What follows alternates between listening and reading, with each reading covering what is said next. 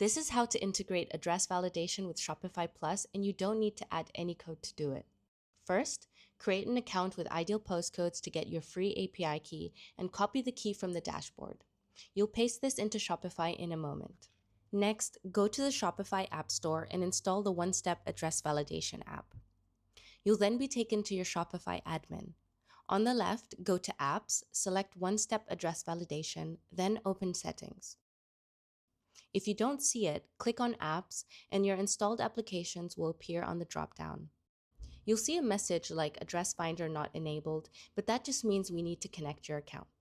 In the app settings, paste your API key in the Accounts section.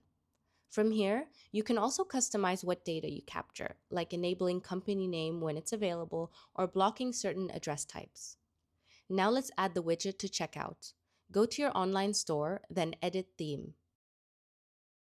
In the editor, use the page selector at the top and switch to the checkout page. On the left, click Add Block, choose Address Finder extension, then drag it above the address form, ideally as the first field. Make sure to save in the top right to publish. Finally, test the address form. Add any product to your cart, go to checkout, and enter an address to confirm everything works.